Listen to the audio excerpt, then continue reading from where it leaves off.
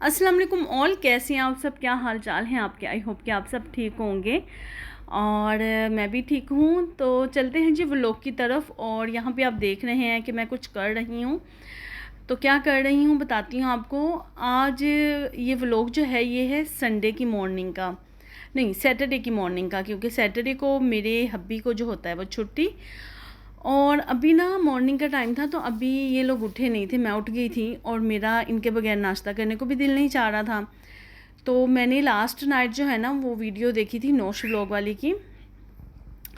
तो नोश व्लॉग जो हैं वो बहुत अच्छी हैं, बहुत अच्छी उनकी रेसिपीज़ होती हैं।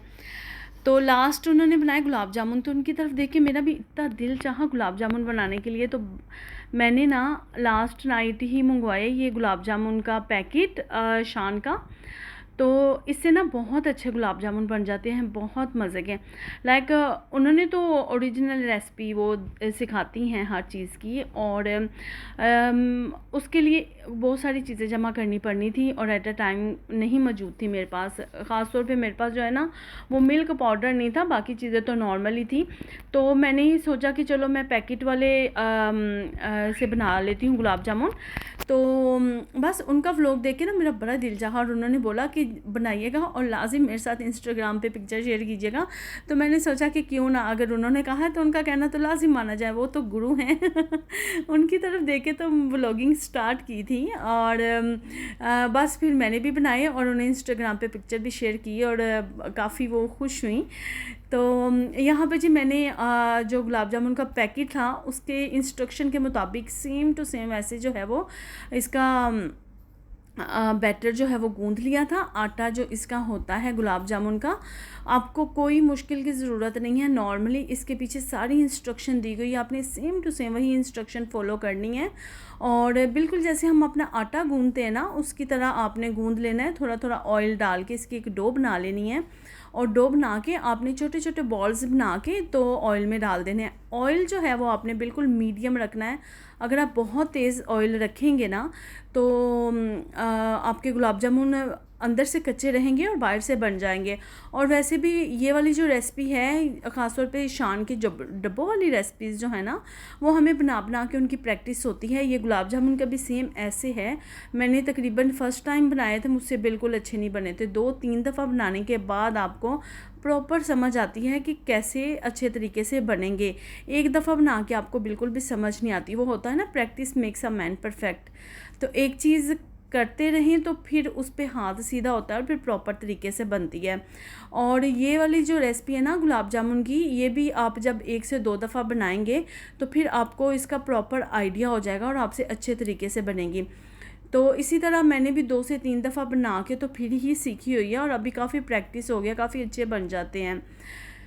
क्योंकि सम टाइम होता है ना जो वो प्रॉपर हम बाकी सारे इंग्रेडिएंट्स के साथ रेसिपी बनाते हैं, तो सम टाइम होता है हमारे पास सारे इंग्रेडिएंट्स कंप्लीट भी नहीं होते, तो जिसकी वजह से हम लेज़ी हो जाते हैं। हम कहते हैं चलो छोड़ो रहने दो, इसी से बेहतर है एक डब्बा मंगवाओ और उसके गुलाब जामुन बना लो।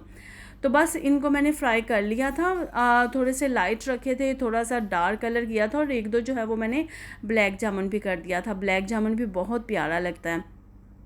ये अब आप देख रहे हैं जो 3-4 बाकी बचे हैं ना, इनको मैं ब्लैक कर रही हूँ, डार्क कलर दे रही हूँ। तो जी बहुत ही प्यारे और अच्छे से गुलाब जामुन बन गए थे। और हस्बैंड और बेटा जैसे ही उठे ना तो हैरान हो गए, कहते सुबह सुबह घर से गुलाब जामुनों की खुशबू क्यों आ रही है। तो मैंने बोला कि वीकेंड हो और फिर कुछ मीठा ना बने, ये तो हो नहीं सकता। और वैसे ना मेरी ये कोशिश होती है कि मैं ड्यूरिंग वीक जो है वो इस तरह का कुछ भी बनाया करूँ, क्योंकि वीकेंड पे तो हम लोग नॉर्मली बाहर से भी केक वगैरह, डोनट्स या इस तरह का कुछ ना कुछ खा ही लेते हैं। तो फिर ड्यूरिंग वीक बन जाए तो वो ज़्यादा अच्छा रहता है, क्योंकि ड्यूरिंग वीक हम लोग बाहर से तो खाते नहीं हैं। तो मैंने ना बस कवर करके रख दिया था। ऑयल चाशनी बनाई थी, जैसे इंस्ट्रक्शन में लिखा हुआ था, चाशनी बना के उसके अंदर डाल दिए थे। और अभी एक मैं तोड़ के देख रही थी कि अंदर से भी अच्छे तरीके से पक गया था। बस इसको कवर कर दूँगी और रख दूँगी, नाश्ता करेंगे और उसके बाद हम लोगों ने इंजॉय किया, काफ़ी मज़ा आया था। अच्छा, और मज़े की बात है कि फ़ाइनल पिक्चर जो है ना वो मैं खींचना ही भूल गई, इतने मज़े के बने थे। और दोपहर में तकरीबन सारे के सारे चटपट हो गए, तो फ़ाइनल पिक्चर जो है वो मैं लेना ही भूल गई। एनीवेज नेक्स्ट बनाऊंगी तो लाजिम आपके साथ शेयर करूंगी। तो जी अभी दोपहर का टाइम था, लंच वगैरह किया हम लोगों ने और हम लोग आ गए थे बाहर। और ये देखें, ये सुल्तान आउटलेट से गुजरे हैं। मैंने आज हस्बैंड को बोला था कि मुझे यहाँ पे विज़िट करना है, लेकिन वो ये यहाँ नहीं लेके गए, बोलते हैं डे टू डे चले जाओ। मैंने बोला चलो ठीक है, यहाँ नेक्स्ट वीक चली जाऊँगी, क्योंकि ये सुल्तान आउटलेट न्यू ओपन हुआ है। तो काफ़ी टिकटॉक पे इसकी आ रही थी, रील्स आ रही थी, तो मैंने सोचा कि क्यों ना जाके विज़िट करेंगे। अच्छा, हम लोगों ने सोचा कि हम लोग सीधा जाते जाएंगे तो डे टू डे आ जाएगा, लेकिन ऐसा नहीं हुआ। और अच्छा खासा लंबा रूट था, डे टू डे के लिए टर्न था। वो टर्न लेके हम लोग आगे आए हैं तो आगे पार्किंग ही नहीं मिली। और क्योंकि वीकेंड वाले दिन ना बहुत ज़्यादा रश हो जाता है, बहुत ज़्यादा, और पार्किंग फुल थी।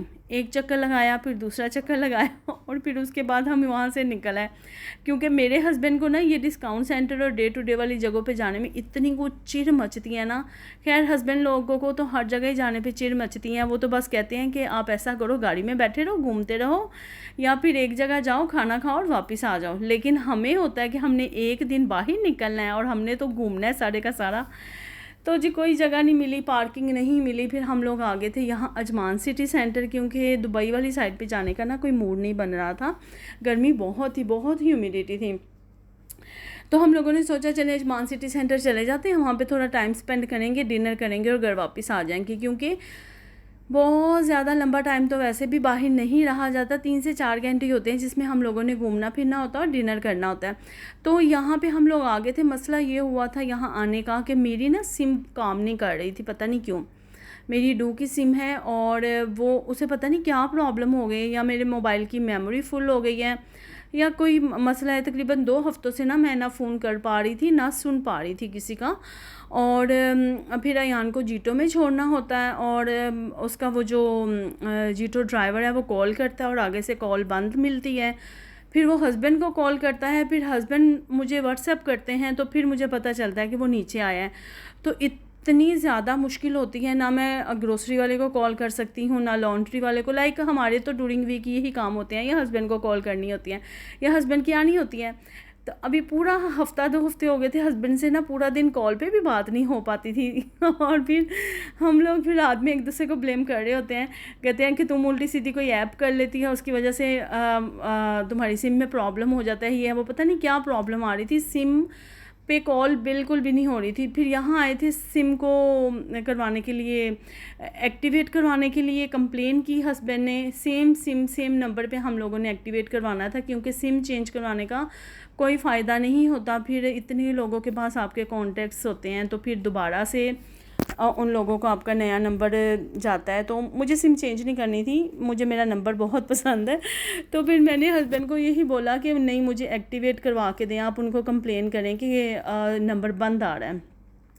तो बस हस्बैंड वही करने लगे हुए थे। और यहाँ पे अयान जो है वो सारे फ़ोन से देख रहे हैं। बच्चों के जो शौक़ होते हैं, मामा आप नेक्स्ट ये फ़ोन लेना, मामा आप ये लेना। लेकिन मैंने बोला नहीं, मेरे पास जो फ़ोन है मुझे वही बहुत पसंद है। अच्छा, जब भी कोई नया आता है ना, तो अयान को इतना शौक़ होता है, मामा आईफ़ोन ले लो। एक्चुअली मुझे आईफ़ोन बिल्कुल भी पसंद नहीं है। आई थिंक तकरीबन 4-5 साल पहले मैंने और हस्बैंड ने सेम आईफोन 2 लिए थे, और वो इतना को तंग उन आईफोन्स ने किया था ना। लाइक उनकी मेमोरी, हर वक्त ना मेमोरी का ही प्रॉब्लम होता है आईफोन्स के साथ। तो पर्सनली तौर पे मुझे आईफोन बिल्कुल भी नहीं पसंद। सैमसंग सबसे अच्छा रहता है। सैमसंग की जो मेमोरी है उसका ग्लिच नहीं होता, और मेमोरी को लेके आपको कोई ना प्रॉब्लम नहीं होती। तो बस यहाँ पे अयान ये दिखा रहा था, ये बुक है फोल्डिंग वाला, ये भी इसे बहुत पसंद है। और एक पासपोर्ट साइज़ का आता है, वो भी बहुत पसंद है। तो सारे दिखा रहा था, मामा ये देखो ये देखो। बच्चों को बड़ा शौक़ होता है ये सारी चीज़ें देखने का। ये वाला मुझे दिखा रहा था, ये वाला फ़ोन जो है वो मेरे हस्बैंड को बहुत पसंद है। लेकिन हम लोग ना सैमसंग ही लेते हैं, आईफोन नहीं अच्छा, पता नहीं क्यों। यहाँ पे मोस्टली लोग हैं जो आईफोन भी यूज़ करते हैं, लेकिन शायद उन्हें इतना मेमोरी का प्रॉब्लम नहीं होता। वैसे तो आप आईफोन पे मेमोरी बाय भी कर सकते हैं, लेकिन इतना कन्वीनियंट, इतना प्रैक्टिकल नहीं रहता आईफोन। सैमसंग जो है ना वो बेस्ट है। लाइक वो होता है ना, सख्त जान फ़ोन है सैमसंग, गिरे टूटे ये वो कुछ प्रॉब्लम नहीं होता।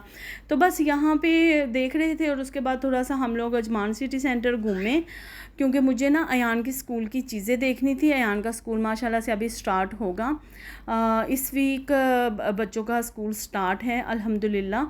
और बस अयान का लंच बॉक्स देखना था, वाटर बोतल देखनी थी, क्योंकि उसे वाटर बोतल लेनी है थर्मल जिसमें पानी ठंडा रहता है, क्योंकि स्कूल में जो है ना पानी बच्चों को मैं इतना ठंडा नहीं भी देती, लेकिन फिर ये है कि नॉर्मल भी नहीं पिया जाता बच्चों से, क्योंकि यहाँ विंटर में भी ना आप नॉर्मल पानी नहीं पी पाते, बच्चे ख़ास तौर पे उनको होता है कि ठंडा पानी पीने तो बस वो सारी चीज़ें देखी। उसके बाद अजमान सिटी सेंटर से हम लोग निकल आए और अभी हम लोग आ गए थे यहाँ शारजा में, क्योंकि वीकेंड नाइट में ना तकरीबन हमें सोचना पड़ता है कि क्या खाना, हालांकि एक ही दिन बाहर से खाना होता है और फिर पूरा सोचना पड़ता है क्या खाएं क्या नहीं।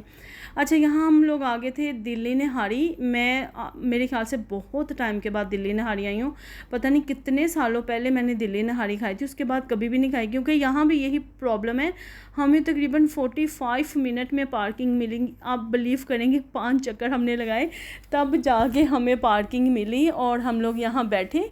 पार्किंग का शारजा में बहुत ज़्यादा प्रॉब्लम है, आपने किसी जगह पे जाना है तो ज़्यादा टाइम पहले निकलो और फिर पहुँचो। बस ये हम लोग यहाँ पे आ गए थे और यहाँ हम लोग बैठे और ऑर्डर हम लोगों ने किया था दिल्ली निहारी, क्योंकि हर कोई यहाँ पे जो है ना वो निहारी ही ज़्यादातर मंगवा रहा था और वाकई इनकी निहारी बहुत ही ज़्यादा मज़ेदार थी। डेली रेस्टोरेंट की निहारी जो है वो ना टॉप पे है, लेकिन ये वाली जो है ये बिल्कुल अच्छी थी, उससे बिल्कुल डिफरेंट थी। वो स्पाइसी है, ये नॉर्मल थी।